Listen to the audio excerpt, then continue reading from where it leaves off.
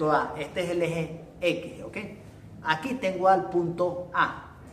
La distancia real es esta. La distancia en proyección es esta que está en negro, ¿ok? Esa relación tiene que ver con este ángulo que está aquí y caemos en trigonometría. Si este ángulo, que es igual para los tres, cosa que no va a pasar con las otras dos porque yo puedo variar una distancia de manera arbitraria y ya vamos a solventar esa situación. Este ángulo para los tres ejes es el mismo. Si yo en función a ese ángulo digo, ok, tengo cateto adyacente al ángulo, ¿ok? Hipotenusa, cateto opuesto. Si yo respecto al ángulo tengo cateto adyacente sobre hipotenusa, ¿qué será? Trigonometría. ¿Qué será? ¿A qué me refiero cuando hablo de cateto adyacente sobre hipotenusa? El seno, ¿verdad? Si yo digo que esta es la medida real y que esta es la medida que me está proyectando, puedo calcular ese ángulo tranquilamente, ¿cierto? Y como es el mismo para todos, alguien antes que nosotros se ocupó de hacer ese cálculo y dijo que ese ángulo es 35,186,742. Algo por aquí. Se redondeó a ese ángulo de 35 a 0,8. Si quieren lo buscan por ahí, coseno, seno de 35 grados. Búsquenlo. Vuelvo y les repito, ya alguien se nos adelantó y calculó el ángulo. Y es lógico que sea el mismo, porque si así yo mueva este sistema para arriba, para abajo, por lo que sea, si la distancia es la misma y el plano está de frente a nosotros, el ángulo va a seguir siendo el mismo. Y es 35 grados. ¿Ya lo calcularon? 0,81, ¿qué más?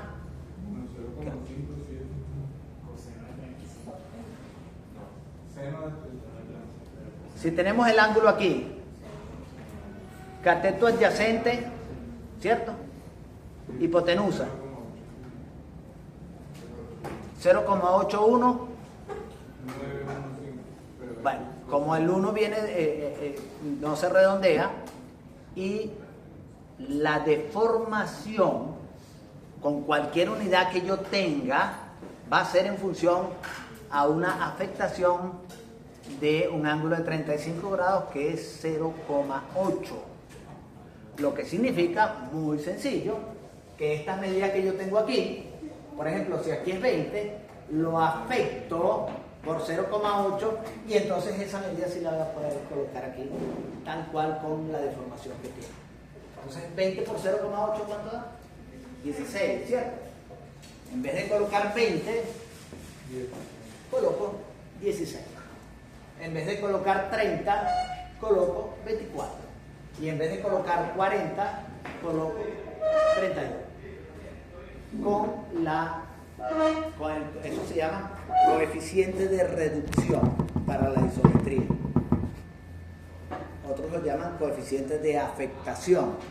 Claro, porque es la distancia, cómo se afecta para la proyección axonométrica. Entonces, cuando yo me venga acá y vaya colocando no solamente un punto P, sino cualquier cantidad de puntos que necesite, vértices, intersecciones, lo que ustedes quieran, va a tener la deformación que le da la vista humana al elemento.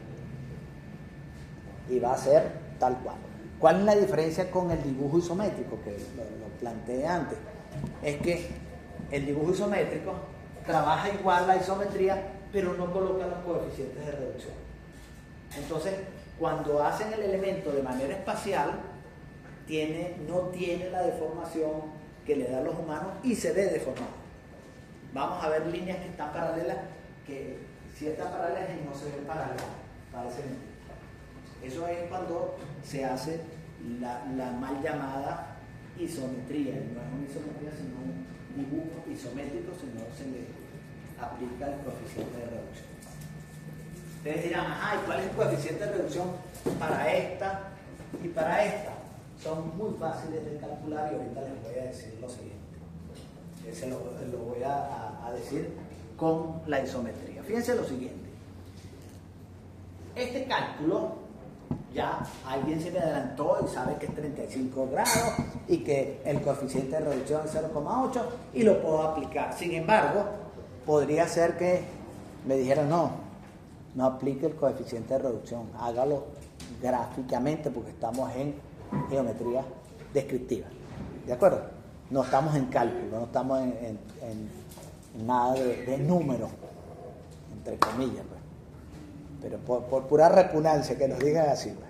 Hay unos que nos gusta eso, ser repugnante, ¿verdad? Entonces, ¿cómo harían? Aquí se va a utilizar en varias partes el abatimiento. ¿Se acuerdan en qué consistía el abatimiento? ¿Qué consistía el abatir? En tumbar, en dejar caer un plano, ¿cierto? En función a ¿qué? Por ahí oí. En función a ¿alguien nos dice?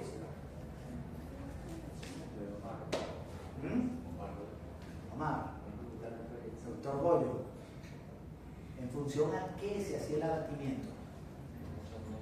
A una charnela, a una bisagra, ¿ok?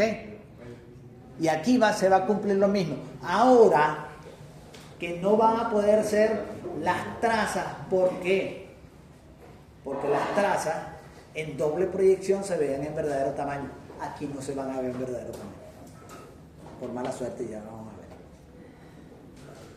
Permítanme una escuadra de 45 o la que se llama una cuadra realmente, que sea grande, pequeña.